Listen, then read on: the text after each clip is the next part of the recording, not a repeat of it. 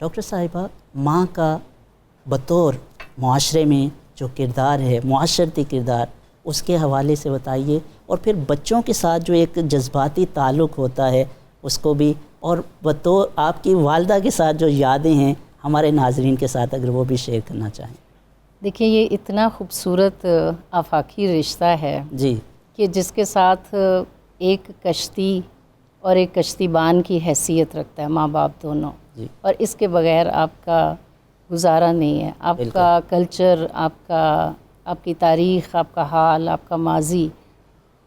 یہ ممکن نہیں ہے۔ جو ماں بچے کے ساتھ اور بچے کی وجہ سے دوسروں کے ساتھ حسن سلوک کرتی ہے، وہی ہماری خوبصورت ترین معاشرت ہے۔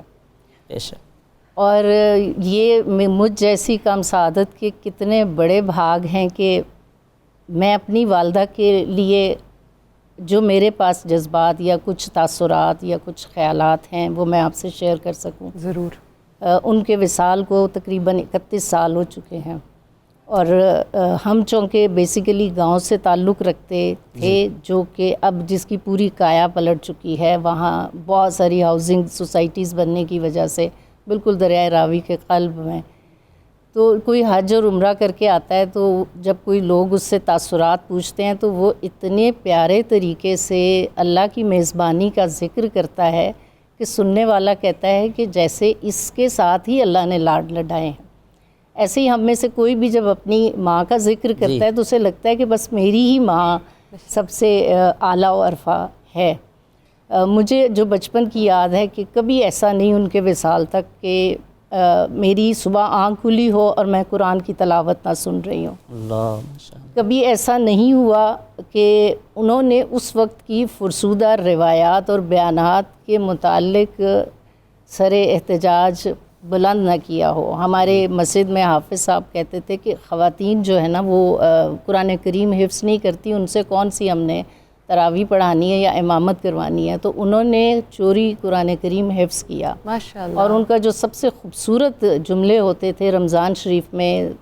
گھنٹوں کے حساب سے قرآن کریم کی تلاوت ہوتے تھے۔ اور لباس جو پہنتی تھی تو کہتی تھی سفیانہ رنگ مجھے پسند ہے۔ جو اولیاء کرام سے ان کی محبت تھی، حضرت میاں شیر محمد شرک پوری نقش بندی مجددی کے ہاں حاضری، اور حضرت کوہاٹ میں جو گمگول شریف کے بانی زندہ پیر، ادھر ان کا سفر جانا اپنے ہم ذوق افراد کے ہمراہ، اور ہر رمضان کے بعد شوال کے روزے رکھتی تھی، لیکن عید کے فوری طور پر اگلے دن اپنی خالہ سے ملنے جاتی تھی، اس سنت میں کہ میری ماں نہیں ہے تو میں اپنی خالہ سے ملنے جاؤں۔ تو اس کے علاوہ اور ان کی سخاوت کے یہ والے ہیں کہ رمضان میں جن گھروں میں چھوٹے بچے تھے اور شوہر حضرات روزے نہیں رکھتے تھے، لکڑی کے چولہے پر میں نے ان سے ذخیرہ الفاظ بہت سیکھا۔ چولہے لکڑی پہ آگ جلاتے ہوئے ایرنی کرنا، آٹے کی پنی اور اس طرح کی جو کہ اب ہم متروک ہو چکے ہیں، تو وہ جو انہوں نے ان کا جو طریقہ تھا وہ یہی کہ اب مجھے بات بھول گئی ہے اس کے بیچ میں کام ہے کہ وہ سخاوت کا ان کا یہ قصہ ہے کہ وہ خواتین کے گھر، ان کا پورے گاؤں میں یہ پیغام جاتا تھا، جب کہ اس وقت 250-300 گھر تھے، اب 450 کے قریب ہیں،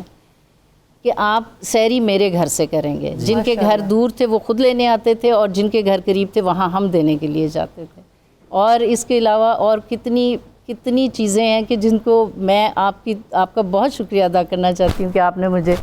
یہ موقع دیا کہ میں ماں کے لیے کچھ بول سکوں۔ بہت شکریہ آپ کا۔